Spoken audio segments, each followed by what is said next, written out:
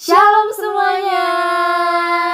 Jeng jeng jeng jeng jeng jeng. Kembali lagi bersama Ngobar, ngobrol bareng tim doa. Deng deng deng deng deng deng deng deng deng deng deng. Oh ya, BTW ya Chris, aku dengar-dengar ngobar kita ini yang ngobrol pertama kali loh, firstnya dari tim doa. Betul nggak sih? Bener banget nih Kak. Wow. Pasti pada excited lah ya. Excited banget dong. Buat dengerin kita nih. Apa nih yang mau dibahas? Betul. Gitu. Oh ya BTW, kira-kira pembahasan podcast kita yang pertama ini kita bakalan bahas apa sih, Chris? Nih, kita bakal bahas suatu hal yang menarik nih Kak. Apaan tuh? Nih, coba Kakak tebak games yang hitam putih apa nih Kak? Games yang hitam putih. Gak tau ya, pernahnya aku nih yang jadi game. Aduh, kok jadi menggalau nih Kak? Nah, tapi kita bukan bahas seputar galau-menggalau nih Kak. Jadi bahas apa tuh? Kita bahas tentang permainan catur. Wow, Sangat menarik bukan? Permainannya orang pintar gak sih? Ya kan kalau kata orang. Bener banget Kak. Nah kira-kira apa tuh? Menurut filosofi catur nih Kak. Ada filosofinya. Iya dong, katanya bahwa di dunia ini tuh pasti ada kebaikan sama kejahatan. Nah, kehidupan kita itu terkadang kita harus memiliki sebuah taktik nih Kak, sama kayak catur. Nah, di catur itu pasti kita pengen dong yang jadi pemenangnya dan kita bakal membuat lawan kita kalah. Nah, gitu juga sama kehidupan kita nih Kak. Nah, aku pernah baca nih di 1 Petrus 5 ayat 7, bunyinya gini. Apaan tuh? Serahkanlah segala kekhawatiranmu kepadanya, sebab ia akan memelihara kamu. Nah, sama seperti kita manusia nih Kak. Kita nggak tahu nih ke depannya kita bakal gimana, kita bakal ada apa.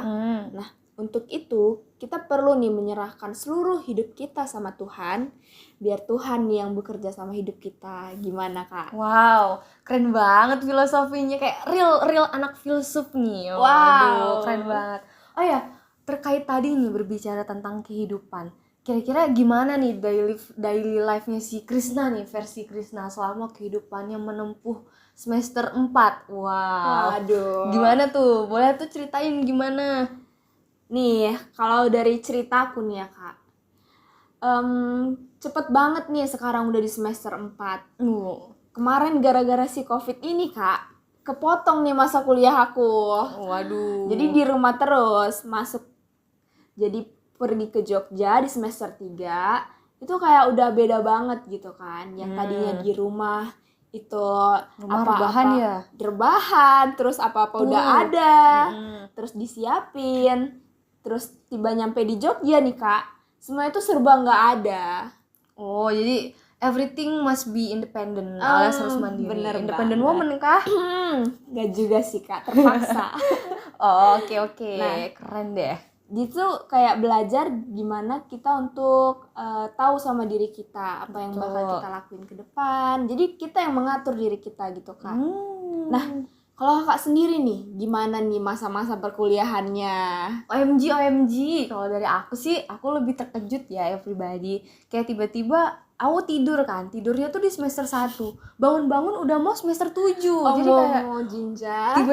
Tiba-tiba udah punya adik 3 nih. Kayak 21, 22, 23. Jadi kayak OMG, udah tua nih ya kan. Udah skripsi depan mata ya. Waduh. Tapi gak apa-apa, everything memang harus going on. Sama kayak hidup, kita juga harus tetap going on juga. Benar banget sih Kak. Oh ya, terkait tadi nih tentang kehidupan tentang mahasiswa tuh pasti daily life-nya padat banget ya kan. Kayak benar. Bangun pagi jam 7 kelas, terus bla bla bla bla bla, tiba-tiba udah siang kelas lagi, terus bla bla bla bla bla, tiba-tiba udah malam rapat, terus sampai kos udah jam 12 malam. Tiba-tiba keinget episode anime aku. Aduh. Ngewibu deh semalaman. Jadi kayak bahkan sampai lupa nih buat ngadain saat teduh sama Tuhan. Bener banget sih Kak. Kadang tuh kayak kesibukan kita, rasa lelah pasti ada banget ya kan Kak. Betul. Kadang tuh kita tuh kayak tahu kita bakal mau saat teduh tapi kayak malas gitu. Iya. Udah capek nih mau buat saat teduh lagi tuh kayak malas gitu kan. Tapi kita sebagai umat Kristen nih ya Kak, kita tuh seharusnya kita tuh harus bersekutu sama Tuhan. Betul. Mengadakan waktu teduh.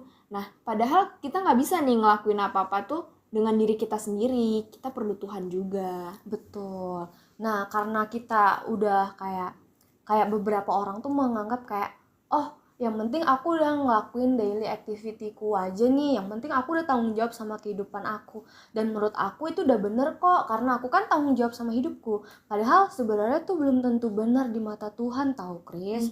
Tahu nggak, sesuai dengan apa yang pernah aku baca di Amsal 16 ayat 2, segala jalan orang adalah bersih menurut pandangannya sendiri, tetapi Tuhanlah yang menguji hati. Jadi belum tentu apa yang kita anggap benar di mata kita, di hati kita, itu belum tentu sesuai tahu, atau belum tentu benar di hadapan Tuhan. Iya, benar-benar Kak. Kadang tuh kayak beberapa orang nih ya Kak, kadang aku sendiri juga gitu sih. Kayak hidup aku tuh, aku udah ngelakuin hal yang benar. Kayak basicnya gitu nih ya? berdoa kayak gitu kan Kak. Doa makan, tidur, lain sebagainya. Aku udah melakukannya gitu. Nah, tapi sebenarnya kayak itu masih ada kekosongan gitu Kak. Betul. Sama halnya kayak kalau misalnya kita makan ya kan Chris, kita makan aja nih, makan 5 piring, makan 10 piring, tapi kita nggak minum, pasti kayak ada yang kosong ya dong, ada yang seret gitu kan. Benar. Kayak kurang, aku butuh air nih. Sama halnya kayak kehidupan kita mungkin udah berdoa dari pagi, siang, sore, malam, doa nonstop, tapi kita nggak make time nih buat saat teduh, buat deep talk lah istilahnya sama Tuhan. Maka yang terjadi adalah kekosongan nih, ada ruang yang kosong di hati kita karena tidak diisi dengan saat teduh itu sendiri. Nah, jadi sebagai mahasiswa, alangkah baiknya kita untuk make time nih. Make time buat apa? Buat deep talk sama Tuhan, gak cuma deep talk sama teman, sama pasangan, sama orang tua, tapi kayak deep talk yang paling utama adalah ke Tuhan dulu. Ya, benar-benar. Nah, jadi udah banyak nih kan Kak. Jadi menurut Kakak nih, ukuran keberhasilan tuh gimana sih Kak? Oh, terkait ukuran keberhasilan tadi ya. Mungkin kalau misalnya berbicara tentang keberhasilan, banyak orang yang mengira bahwa kehidupannya tuh sudah melakukan hal yang benar gitu, udah memenuhi tanggung jawabnya. Tapi di satu sisi lain itu tuh ada yang udah berusaha keras nih, tapi masih tetap gagal. Jadi kayak kita tuh kadang bertanya-tanya, apa ukuran suatu keberhasilan? Nah, kalau misalnya di sekolah ya Chris, sebenarnya kalau untuk ukuran keberhasilan kita tuh nggak bisa ukur gitu. Benar-benar. Kita nggak bisa ukur kayak sentimeter, meter, atau ukuran keberhasilan itu kalau aku udah jadi CEO, bapakku CEO, aku berhasil gitu. Oh enggak ya. Jadi kalau misal dalam sekolah mungkin beberapa orang bilang kalau di sekolah itu pelajar yang dikatakan berhasil tuh kalau dia udah berprestasi nih di akademik maupun non akademik, padahal sebenarnya enggak. Nah, beda lagi kalau misalnya kita pindah ke pelayanan di gereja. Nah, mungkin beberapa orang bilang keberhasilan tuh ketika kita udah berhasil melayani sebagai seorang pemusik nih. Wow, keren nih. Nah, pemusik adalah segala-galanya. Padahal ada beberapa orang juga bilang justru menjadi ketua pemuda lah atau ketua pelayan lah yang dianggap berhasil karena dianggap bisa memimpin sesuatu dan bisa memimpin dalam segala hal gitu. Padahal sebenarnya itu belum benar ya kan? Belum benar, itu bukan ukuran suatu keberhasilan. Nah, sama halnya kayak yang aku dapat tadi dari Amsal 16 ayat 2. Nah, firman Tuhan tuh bilang bahwa setiap orang memiliki ukuran terhadap sesuatu dan sering menganggap bahwa yang dilakukannya adalah yang paling benar. Namun, hanya Tuhan yang mengetahui kualitas hati seseorang. Nah, maka dari itu, sebagai umat Kristen harus terlebih dahulu mengetahui motivasi untuk melakukan sesuatu yang benar. Kayak Krisna nih, Krisna pelayanan juga nggak BTW? Iya, Oh benar iya, banget Kak. benar banget ya. Nah, kira-kira kalau untuk motivasi pelayanannya untuk Tuhan atau untuk ayang-ayang? Aduh, berbicara tentang itu nih ya Kak. Kadang suka gimana ya, sekalian gitu melayani Tuhan sambil nyambi. Sekali mendayung dua pulau terlampaui. Waduh. Sebenarnya ada perspektif lain yang menggambarkan hal itu ya kan Chris. Nah, mungkin kayak Krisna nih misalnya pelayanan karena motivasinya ingin memikat abang-abang baju merah di pojok. Jadi kayak motivasi itu tidak akan bertahan lama ketika Krishna akan dihadapi oleh suatu gelombang-gelombang kehidupan yang lain. Nah, biasanya orang-orang yang seperti itu motivasi pelayanannya tidak akan permanen gitu. Nah, sama kayak apa yang pernah aku baca nih di Alkitab, kalau apapun segala sesuatu yang kita lakukan, perbuatlah itu untuk Tuhan, bukan untuk manusia. Jadi ketika kita punya motivasi pelayanan yang baik, maka ketika kita dihadapi oleh gelombang kehidupan, masalah atau apapun itu, kita bakalan tetap teguh nih. Teguh seteguh batu karang. Benar-benar. Nah, oleh sebab itu, sebagai anak-anak Tuhan ini, marilah kita hidup dengan motivasi hidup yang benar bersama Tuhan dan juga dengan sesama. Gitu. Benar banget. Jadi, poin utamanya nih ya teman-teman, kita tuh harus mencari motivasi kita tuh dari Tuhan dulu nih. Betul. Maka Tuhan akan menambahkan segala sesuatunya itu.